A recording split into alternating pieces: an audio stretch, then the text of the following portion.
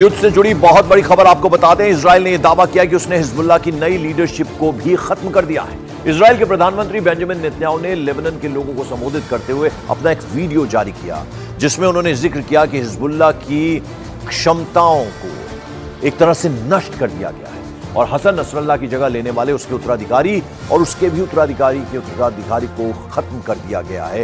यह दावा किया गया है इजराइल की तरफ से।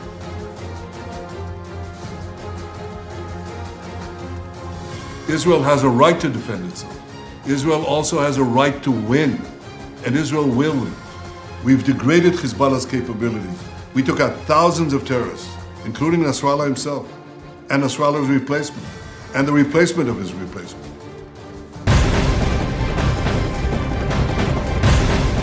और वैसे तो बेंजामिन नेतन्याहू ने दावा किया कि नसरल्लाह का उत्तराधिकारी और उसके उत्तराधिकारी का भी उत्तराधिकारी मारा गया, लेकिन जब इजराइल के हमले में हाशिम सैफ अल-दीन के मारे जाने को लेकर इजरायली डिफेंस फोर्स के प्रवक्ता से सवाल किए गए तो उन्होंने इस पर कोई साफ जवाब नहीं दिया और उन्होंने कहा कि बेरूत में हिजबुल्लाह के खुफिया विभाग के हेडक्वार्टर को तबाह कर दिया गया है, जो हिजबुल्लाह की खुफिया विभाग के चीफ अबू अब्दुल्ला मुत्तादा का ठिकाना था और जिस वक्त हमला किया गया वहां उसके साथ था।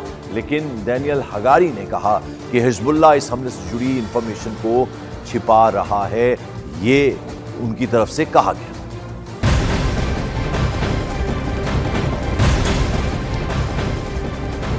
और वहीं बड़ी खबर सीरिया से आ रही है, जहां साना न्यूज एजेंसी ने यह दावा किया कि सीरियन राजधानी दमिश्क के बीचों बीच एक बिल्डिंग पर एयर स्ट्राइक हुई है। यह भी बताया गया कि यह बिल्डिंग ईरान की एम्बेसी के पास है, जिसमें कुछ लोगों की मौत की भी खबर है। दावा यह किया जा रहा है कि इस हमले को इजराइल ने अंजाम दिया है। तो सीरिया की राजधानी दमिश्क में यह हमला किया गया। ईरानी दूतावास के पास एक बिल्डिंग को टारगेट किया गया। इस हमले में कुछ लोग मारे भी गए हैं, यह दावा किया गया है। तो दमिश्क में इजराइल के हमले का इस बीच दावा है। वहीं इजरायली डिफेंस फोर्सेस ने एक वीडियो जारी किया और यह दावा कर दिया कि दक्षिण लेबनान में हिजबुल्लाह के अंडरग्राउंड कमांड सेंटर को इजरायली एयरफोर्स की स्ट्राइक में तबाह कर दिया गया है। इसमें हिजबुल्लाह के 50 आतंकियों को मारने का दावा भी किया गया। इन 50 आतंकियों में हिजबुल्लाह के दक्षिणी फ्रंट और रादवान फोर्स के 6 सीनियर कमांडर्स के भी मारे जाने का दावा किया गया है। इजराइल ने उस टनल का वीडियो भी रिलीज किया और यह दावा किया कि टनल में हिजबुल्लाह के नासिर यूनिट, बद्र यूनिट और अजीज यूनिट के साथ ही रादवान फोर्सेस की तैनाती थी। इजरायली डिफेंस फोर्सेस ने यह भी दावा किया कि 24 घंटे के भीतर अजीज यूनिट के 50 टारगेट, नासिर यूनिट के 30 टारगेट और बद्र यूनिट के 5 टारगेट पर हमले किए गए। इनके अलावा हिजबुल्लाह की इंटेलिजेंस हेडक्वार्टर के 10 टारगेट और मीडियम रेंज के रॉकेट यूनिट के 30 टारगेट हैं जिन पर हमले किए गए और इसमें हिजबुल्लाह के 50 आतंकी मारे गए हैं। तो ये बड़ा दावा इजराइल की तरफ से किया गया है। तो हिजबुल्लाह के 115 ठिकानों पर इजरायली सेना ने हमले किए हैं। 6 सीनियर कमांडर समेत 50 लोगों को मार देने का दावा किया गया। और इजराइल डिफेंस फोर्सेस ने यह भी दावा किया कि ऑपरेशन नॉर्दर्न एरोज की शुरुआत के बाद लेबनान से इजराइल की ओर आबादी वाले इलाकों में 3000 से ज्यादा रॉकेट दागे जा चुके हैं। इजरायली डिफेंस फोर्सेस ने यह भी दावा किया कि एयर डिफेंस सिस्टम वायुसेना के पायलटों के साथ मिलकर सभी जो क्षेत्र हैं वहां पर काम कर रहे हैं और पिछले कुछ दिनों में उन्होंने गजा, लेबनान, यमन, इराक, यहां से इजराइल पर दागे गए दर्जनों रॉकेटों को नाकामयाब कर दिया है। तो वायुसेना ने इन हमलों को पूरी तरह से नाकाम किया। इजरायली डिफेंस फोर्सेस ने यह बड़ा दावा इस बीच किया है।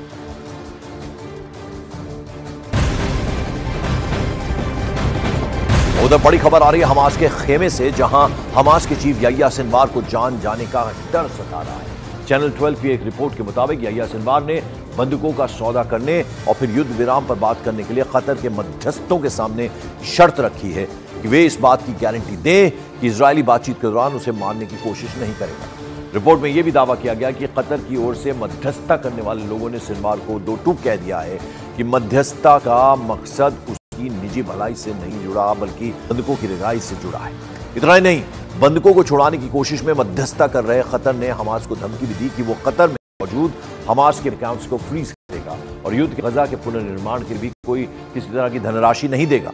टीवी रिपोर्ट्स के मुताबिक हमास चीफ याह्या सिनवार ने हफ्तों की चुप्पी के बाद जब कतर के लोगों से संपर्क करके ये अपनी शर्त रखी।